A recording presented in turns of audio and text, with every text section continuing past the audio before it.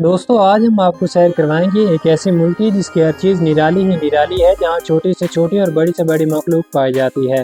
ایک ایسا ملک جسے لینڈ آف ٹیمپل یعنی مندروں کی سرزمین بھی کہا جاتا ہے، اور ایک ایسا ملک جسے ہاتھیوں کی سرزمین کہا جاتا ہے۔ ایک ایسا ملک جہاں پاشی بالکل عام ہے۔ تو دوستوں یہ خوبصورت ترین ملک ہے تھائی لینڈ، جس کا آفیشیل نام کنگڈم آف تھائی لینڈ ہے۔ اور اگر ہم اس کی زمینی سرحدوں کی بات کریں تو اس ملک کی سرحدیں ویتنام، انڈونیشیا اور ہندوستان کے ساتھ ملتی ہیں۔ اگر ہم اس کی آبادی کی بات کریں تو اس ملک کی کل آبادی تقریباً 71 ملین لوگوں پر مشتمل ہے، اور یہ آبادی کے لحاظ سے دنیا کا 22واں بڑا ملک ہے۔ اور یہاں کی کل آبادی میں سے 52% لوگ شہروں میں اور 48% لوگ دیہاتوں میں رہتے ہیں۔ اگر ہم اس کے رقبے کی بات کریں تو اس ملک کا کل رقبہ 5,13,120 مربع کلومیٹر ہے۔ تھائی لینڈ ایک ایسا ملک ہے جسے آج تک کسی بھی ملک یا ریاست نے غلام نہیں بنایا، اسی وجہ سے اسے آزاد لوگوں کی سرزمین کہا جاتا ہے۔ اور اس ملک کو لینڈ آف سرپرائزز بھی کہا جاتا ہے، کیونکہ اس ملک کی ہر چیز نرالی ہی نرالی ہے، اور یہ حیران کن انداز میں پوری دنیا میں مشہور ہو چکا ہے۔ اس ملک کا کیپٹل بینکاک سٹی ہے، اور اس کا سب سے بڑا شہر ہونے کا اعزاز بھی رکھتا ہے، اور اس ملک کی 15% سے زائد آبادی اسی شہر میں رہتی ہے۔ اس شہر کی بلند ترین بلڈنگ میں شارک سی بینکاک میں موجود ہے، جسے بگ کاک ٹاور کا نام دیا گیا، اور یہ اب اس کی پہچان بن چکی ہے۔ تھائی لینڈ کو مندروں کی سرزمین کہا جاتا ہے، کیونکہ یہاں 35,000 سے زائد مندر موجود ہیں۔ یہاں کے لوگوں کی اکثریت کا مذہب بدھ مت ہے، اور یہاں کے لوگوں کا رہن سہن جیپنیز کی طرح ہے۔ اور تھائی لینڈ کے مندروں میں جانے کے لیے سادہ لباس کی ضرورت ہوتی ہے۔ اس ملک میں بادشاہی نظام چل رہا ہے، اور یہاں کے لوگ اپنے بادشاہ سے بے حد پیار کرتے ہیں، حتیٰ کہ اس کی کوئی تصویر بھی لگی نظر آ جائے تو یہ لوگ جھک کر سلام کرتے ہیں۔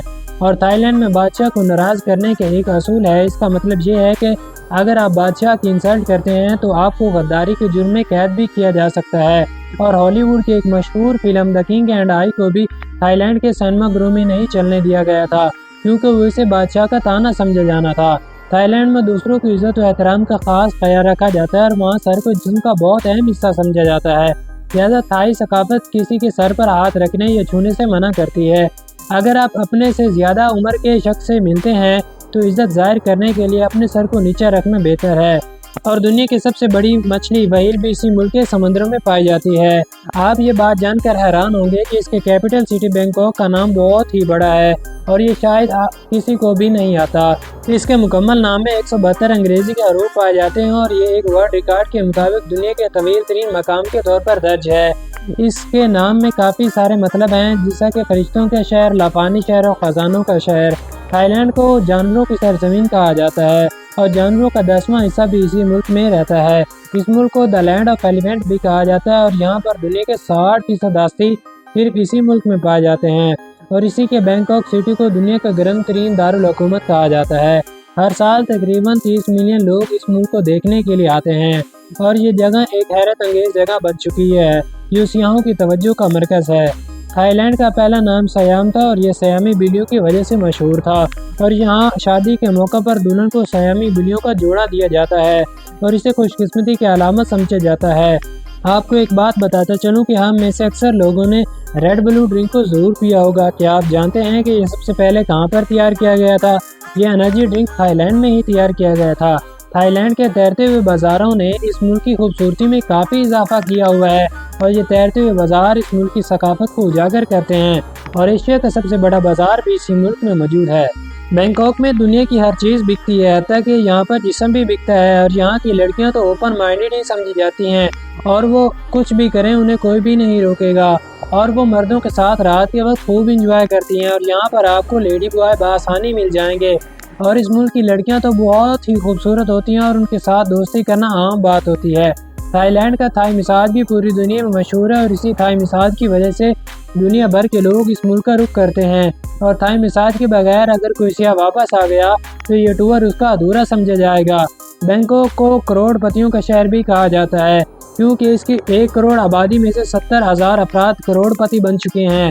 اس ملک میں سب سے زیادہ بولی جانے والی زبان بھی تھائی ہے، اور یہی اس کی سرکاری زبان ہے، جبکہ انگلش بھی بڑے پیمانے پر بولی جاتی ہے۔ تھائی لینڈ کے لوگ کافی پڑھے لکھے ہیں، اور وہاں کی حکومت تعلیم پر کافی توجہ دیتی ہے۔ اس ملک کا لٹریسی ریٹ 95% تک ہو چکا ہے۔ اس ملک نے 1985 سے لے کر آج تک کافی ترقی کی ہے، اور اس ملک کی معیشت دن بدن مضبوط ہوتی جا رہی ہے، اور اس ملک کی معیشت $1.490 ٹریلین تک پہنچ چکی ہے، اور اس ملک کی کرنسی باٹ ہے جو کہ پاکستانی 8 روپے کے برابر اور انڈین 2.5 روپے کے برابر ہے۔ تھائی لینڈ میں بے شمار کھیلیں کھیلی جاتی ہیں جبکہ تھائی باکسنگ اس کا قومی کھیل ہے۔ پہلے پہل اس کی 70% آبادی زراعت سے منسلک تھی جو کہ کم ہو کر 49% تک ہو چکی ہے۔ اس ملک میں چاول بھی بڑے پیمانے پر کاشت کیا جاتا تھا اور پچھلے کافی سالوں سے چاول کے ایکسپورٹ کی وجہ سے یہ نمبر 1 ملک تھا، لیکن اب انڈیا اور ویتنام نے اس کو پیچھے چھوڑ دیا ہے۔ تھائی لینڈ کے مساج کے علاوہ تھائی فوڈ بھی پوری دنیا میں کافی مشہور ہے اور دنیا کا سب سے بڑا ریسٹورنٹ بھی اسی ملک میں موجود ہے جہاں بیک وقت 5000 لوگ بیٹھ کر کھانا کھا سکتے ہیں۔ تھائی لینڈ میں 100 سے زائد ریڈیو اسٹیشن بھی موجود ہیں۔ تو دوستوں، یہ تھی تھائی لینڈ کے اوپر ایک چھوٹی سی لیکن لاجواب ڈاکومنٹری۔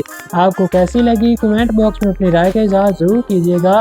ملتے ہیں ایک نئی اور دلچسپ داستان کے ساتھ، تب تک کے لیے اپنا خیال رکھیے گا۔ اللہ حافظ۔